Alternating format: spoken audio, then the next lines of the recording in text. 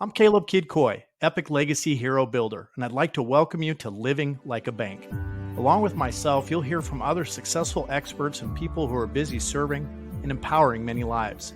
You'll see how we're showing others to become debt-free in record time as they build economic discipline while generating a bulletproof family legacy revenue stream together. We'll learn how to live and operate just like the banks do. What is up, everybody? Caleb Kidd Coy here, your alchemized slayer of mediocrity, heroic family legacy builder, and host of Living Like a Bank podcast. And we're back at you in the Biz book club today, looking at Outwitting the Devil by Mr. Napoleon Hill. We're going to be diving into chapter 2 real soon here. And joining me back in the studio, Aline, Clarke, and Christian McFarland. Hey, guys, how is your... What day is it? Thursday. It's Thursday. I lost track there for a minute. How's your Thursday going? So far, still good. I'm with y'all, so I'm great. But truth be told, I'm scared about what the Chiefs are going to do to my Broncos tonight. We're going to have to talk about that. Those Broncos, that's a little scary topic there. It's scary. Almost like talking politics these days, Chris. It's like all they do is make me cry. Like that guy who the Dolphins made him cry. Sports politics. We won't go there. Well, checking out chapter 2, guys, a new world is revealed to me. And we ended chapter 1 there with Mr. Hill talking about the introduction to what he calls his other self. And as we move through chapter 2, we'll notice more than once he says, I don't know exactly what my other self is. I just know if I followed it and I listened to it, it led me in the right direction. What are you guys' initial thoughts on the other self concept? Yes, Napoleon, he believed in that other self so much that right at the outset of chapter 2, he mentioned that he had faith that the money will be forthcoming to the point that he already feel like it was already in his hand.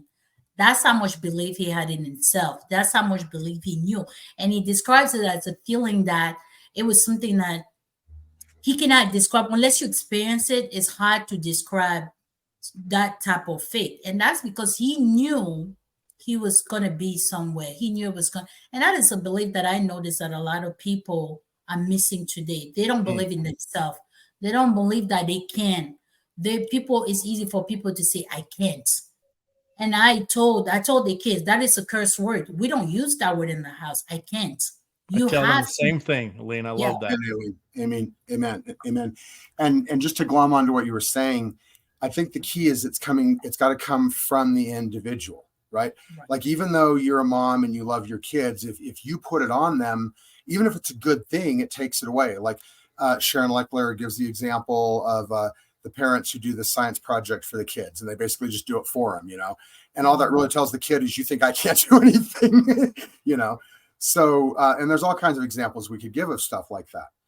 And I don't want to get ahead of myself to some of the things that the devil reveals about how he controls people and all that other stuff. But sticking to this chapter, what is this other self and what is it not? That's what I want to really get into. Because we have been talking, you could give all kinds of examples from literature, but we have been talking about the brothers Karamazov. And total plot spoiler, if you're reading Brothers Karamazov, fast forward the next 10 seconds. But the actual murderer is this guy named Smerdyakov. And he's loony as a nut bin. And he's got these voices in his head. And he's got this absolute faith. That ain't the kind of faith we're talking about. And his brother is just came from a monastery. He's like a monk. He's a really great person. He's the protagonist of the novel. And he's got this great faith in God. That ain't the faith we're talking about either. We're talking about the faith that one has in oneself from one's own definite plans and purposes. But there is, Napoleon Hill says, access to something. He doesn't even really necessarily imply that it's anything outside of oneself, right? Like, he doesn't really get into that. He's not a metaphysician or a theologian, but he does say that nothing within reason is impossible to one who relies on their other self. Mm-hmm. So what's the difference between that and the Smerdyakov guy, who's the real murderer in the brothers Karamazov, who's just nuts, right? Who's just crazy, who's got the wrong idea. And I think the difference is Smerdyakov it's very clear in the novel that Ivan puts the idea in his head, which is why Ivan feels guilty. And there's a total plot spoiler on Brothers Karamazov. But Ivan feels guilty because he knows he put the idea in Smerdyakov's head. None of that really matters. None of those Russian names matter. What matters is that the loony character had someone else putting something in his mind. It was really his own mind. That's the only reason I'm bringing it up. Good note, Chris. And just to highlight, Aline, what you mentioned, that phrase, you can see that was the first sentence I underlined in this chapter. Read it back to us, Caleb. We couldn't really read it there on the screen. Yeah, that's what Aline mentioned, absolute faith that the money would be forthcoming, that I could already see it in my possession. And we'll want to get into that a little bit because the principles Napoleon Hill teaches had a lot to do with this visualization concept as well, did they not? That there is a definitive role in visualizing what we are believing to manifest coming forward. And so the next thing that stood out to me, Aline, did you want to piggyback on that at all? Yeah, just to go along with that, it's the same, like you were talking about the principle, the same thing he teaches in Think and Grow Rich, 3 Feet from Gold. These are the things that when you don't visualize it, you can't get it. You cannot make it to where you think you wanna go. In there, in the very first couple of chapters of Think and Grow Rich, he talked about 3 feet from gold. But this guy, he missed out on that gold because there was no visualization. He didn't say, I'm going to make it. He was just doing it and looking forward to the result without having to see the result for himself. That's why he missed out on that opportunity. And that is one thing we don't want to, you want to be able to see yourself somewhere. Like, what is it that you want? And then put yourself in that position. And I'm pretty sure that's where you were going to head out to. The next one that he mentioned is the reason why you want the people that you meet in your journey. You never know. He said you never know when an acquaintance may become a business associate. Yes. People that you meet in your journey. That's why you want to be kind to people. That's why you be polite to people. That's why you want to be a nice person all around, because you never know when your next business partner is going to be, when your next business opportunity, when your next blessing is going to come from, if you don't put yourself in that position. There you go. The go-giver. There you go. The go-giver. There you go. And I love the quote Michael just brought up, right? The way that every individual has the ability, the opportunity to change their material or financial status by changing their core belief system. Because again, this distinction, Hill makes it very, very clear, this other self. There's faith on one side, there's fear on the other. Who's running the show? Well, what kind of thoughts are we feeding it? I am not a prophet, he said, but I can, with all due modesty, predict every individual has the power to change his or her material or financial status by first changing the nature of his or her beliefs. Chris, Aline, what's a good example of you experiencing this in your own personal lives, where you changed something in the way that you thought and you saw an end result or a manifestation, if you will? Go ahead, Chris. This podcast. Love it. Yep. I was going to say this year has been a total change for me, because I looked at my life, where I was and where I was going. I was like, this is not where I want to be. And I woke up January 1st. That's always when people make resolution and they decide this is what is going to happen. I'm going to do this. And then 30 days later, what happened to that resolution is down the drain. People sign up for the gym. Yeah. And they say, this is the year I'm going to lose weight. 30 days later, you forget all about it because you're back to the normal. But I decided that this is not going to happen to me anymore. This is the year where everything changed. And I can guarantee you that all the goals that I set for myself this year, but one, I have accomplished it. Powerful.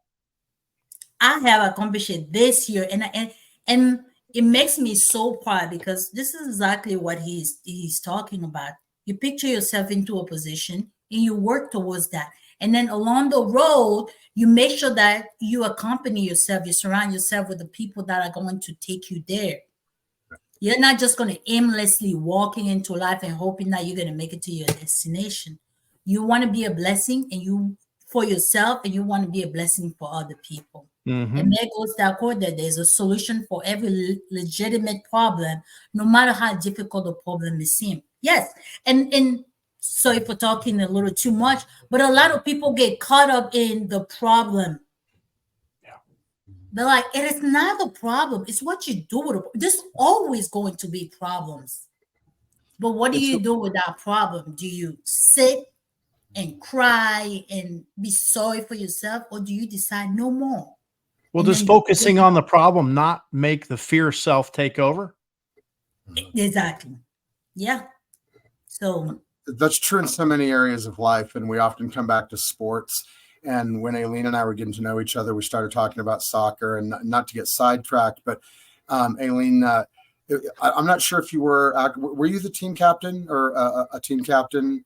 I was the team captain. Shocker. Okay, I'm officially shocked. And so, like, was there ever a time when your team maybe got down 0-1?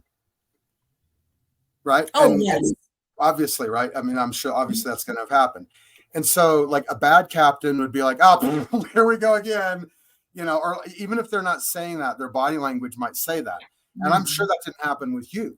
I'm sure, I mean, knowing you, because I know you, you would have been like the type of person like my wife is. When my wife was also the captain of not a soccer team, but field hockey, pretty much the same thing.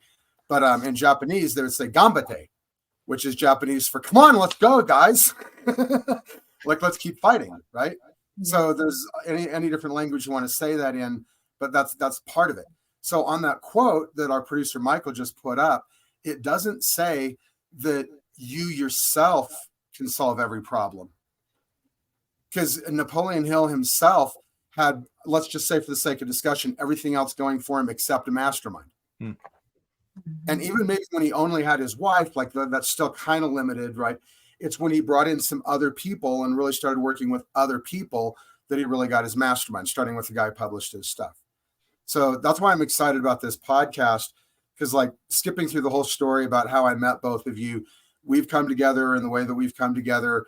And along with Michael, we're forming this mastermind group, and we're inviting everybody in our audience to also participate in that mastermind group. So please do let us know what you think in the comments.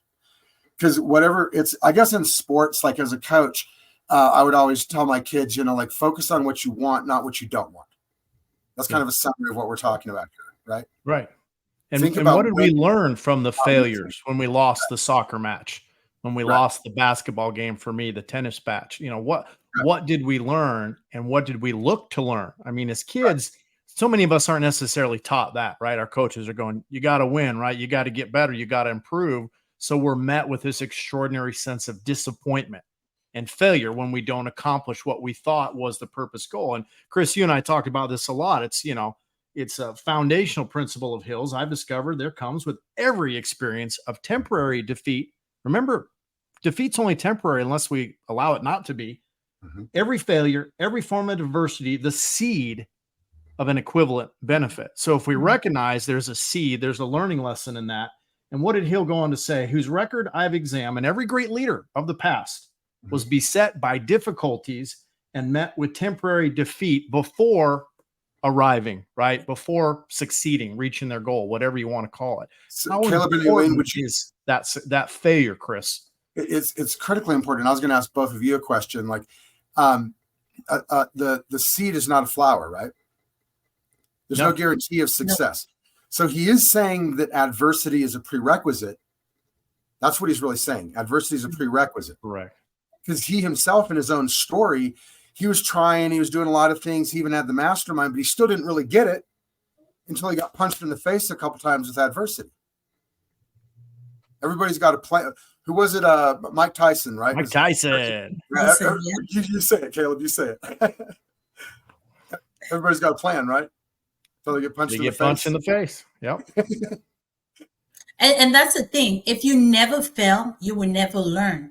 It's almost like a mother who's always bailing their kids out. You make a mistake, they bail you out. They never punish you. They never discipline you. Whatever you do, you go out there in the world and you do dumb stuff and you come out, mom's going to beg. You're never going to learn. And then the more you do it, the next thing you know, what happened to that kid? He becomes the kid that has entitlement issues. And then once you don't do, you get to a point you're like, oh, wait a minute. I have an entitled kid. I can't have that. Now it turns that entitlement to hatred. So you can't do, you have to go to failure. And you cannot look at somebody who's become something and think that you never experienced failure. If all these supposedly rich and successful people sit down and tell you where their humble beginnings were, most of us can't even believe it. That's where they come from. But that is what made them who they are today. So to be able to look at failure as failure, it is a mistake. It is a terrible thing that you won't want to do. And just like that quote that Michael just put there, for everything you've missed, you've gained something else. And for everything you've gained, you lose something else. And that is exactly what life is. If you don't fail, you will never make it to anywhere you want. So you have to go to tragedy. You got to go to, and he's talking about Christ. Even Christ suffered. Yep. He was in pain. Even though he was perfect, there's a reason why he was there. Even though he was a perfect a human being, he went to a lot of painful situations so that he can prove his faith to his Father, which he did. And so for us, same thing. You got to go to failure. Failure is part of success. It's mandatory. Yep. And I really wanted Michael to highlight that Ralph Waldo Emerson quote because it's so true, right? Even when we're gaining something, we have to be willing to give up something, don't we? We have to be willing to sacrifice something. And great parental analogy, Aline, because how often as parents, right, are we looking maybe to teach that lesson for our children? Or how often are people presented with failure, but it doesn't mean they're capitalizing on the opportunity to learn and grow from that failure. There's a big difference, isn't there? Some people just go through life failing because they think it's their lot in life. The ones that look for the opportunity to learn and grow from that failure are the ones that are eventually going to overcome those obstacles and succeed. Chris, thoughts? Well, Michael prompted us there with the Emerson quote. And, that's kind of what we do here is we tie in well-known business stuff, and then we bring in kind of like what inspired it and where it came from and stuff, right? So, I would just encourage people to look up the law of compensation. I think we've already talked about it, but it basically says that it's karma. Okay. I think in kind of modern parlance, we just call that karma, or maybe in a Christian church, they might call that reaping and sowing, or you might just call that, the golden rule. Causality, cause and effect. Cause and effect, right? Yep. And I think it's important that when we talk about everything with Napoleon Hill, to use a big word, he's assiduous about not being Christian. Now, he clearly comes from a Christian worldview, but in his writing and in my opinion, in his heart, I think that he would have called himself a Christian, but I think he was true to himself. He was thinking for himself. He had his own thoughts about things. Like I don't recognize, I've studied a lot of different faiths and especially a lot of different Christian faiths. And I don't recognize anything exactly the same in Napoleon Hill as anything else, although I see a lot of influences from a lot of things. And that's just being true to who he is, because he had his own ideas, right? And like we said earlier, he's not trying to be a metaphysician or a theologian. And when we get to it, probably in about 2 episodes from now, I've already got some notes, and I haven't even told you guys yet, but we have talked about Brothers Karamazov and the Grand Inquisitor. We have not talked about the punchline to the Grand Inquisitor, which is Ivan's nightmare and his interview, the original interview with the devil, from Ivan Karamazov and his interview with the devil, that this is clearly inspired by. Mm-hmm. He had to have read that chapter. Had to have, right? And just piggybacking on that, from a faith-based principle, and I love this picture, Al Pacino, Devil's Advocate, wonderful movie if you never saw it, with Al Pacino, Keanu Reeves, and this contrast, right? Essentially this good versus evil, light versus dark, other self, if you will. But growing up preacher's kid, I heard a lot, obviously. And one of those common statements was, well, Brother Caleb, if you just have faith as a grain of a mustard seed, just an itty bitty, teensy weensy tiny amount of faith. And they really missed the principle entirely. It wasn't about the mustard seed's size. It was that contained within that seed was this amazing genetic blueprint and DNA for this massive mustard tree, the largest of all trees, which the birds would come and live and feed and thrive. So literally that seed, the way that we view that, right? How do we cultivate it? How are we nurturing that seed once we plant it, which becomes the fruit of our lives, if you will? Let's talk about prayer, y'all. There was a song back when I was growing up when George Michaels wanted to talk about something else, but let's talk about prayer. Let's talk about prayer.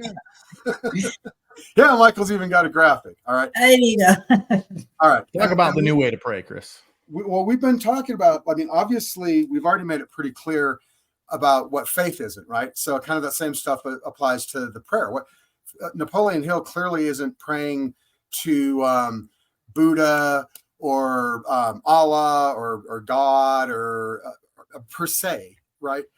In fact, he never uses that terminology. You guys notice how Sharon has no compunction just talking about God, but Napoleon Hill never just says that?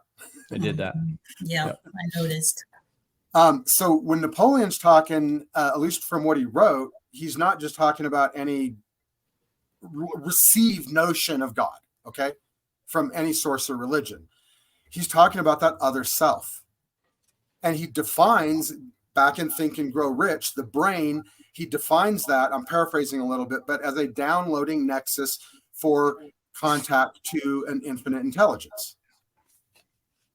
Michael and I are both comic book fans, and I'm not as big a fan as Michael is, but we all love Spider-Man, right? He has a Spidey sense, right? Spidey. And I think that's kind of what this sixth sense is like, right? And you could call it your still soft voice inside of you, right? And we do have to. There are limitations to this, obviously, right? If someone's clinically insane, or if it's not really their thought and it's put there by somebody else, which I would argue is probably how they got insane in the first place. But as long as we're having true and accurate thoughts that are not colored by fear. And I think another thing we want to develop is the difference between fear, which Napoleon Hill says we can't have, and caution, plot spoiler, which the devil reveals is one of the things that we can use to fight back against the devil. And that's when... Go ahead, Aline. And that's when, like the Bible says, faith without action is dead. Right. And so if we don't put into action what we actually believe, and it comes from within your heart. If you don't believe within your heart that you can do something or you can accomplish something, it is not going to happen. And you're not going to put into action what you need to be doing, because he gave over here the example of Thomas Edison, who failed 10,000 times. Yep. 10,000 times. How many of us is going to fail that many times and still have the faith to know that whatever it is that I'm searching, I will find it? And here's my chicken scratch again, Aline. you must have corresponding action. What do you know? And it has to be reasonable. It has to be reasonable. Like we've all heard the expression, if wishes were horses, would all learn to fly. We can't just, wish to fly. But we can, if we're the Wright brothers, maybe, in Kitty Hawk, North Carolina, figure out a contraption that could allow us to fly. And we could go on from there to land on the moon and so forth, right? So there are things we can do. And working together in groups is a like-minded purpose, and getting access to that infinite. So I think the key is he's not just saying, like, there's a really, really big word in philosophy called solipsism, which is this idea of a brain on a slab. And that's clearly not what he's saying, because this other self and your connection to this universal power, that's part of it. But it doesn't really truly work with his 13 steps in Think and Grow Rich unless you also have that mastermind. So it's Caleb's other self and Aline's other self and Michael's other self and Chris's other self. And together with those things affecting each other, somehow there's something greater. There's something syncretic, something synergistic that happens. That's dynamic, that's bigger than all of us. I like that, Chris.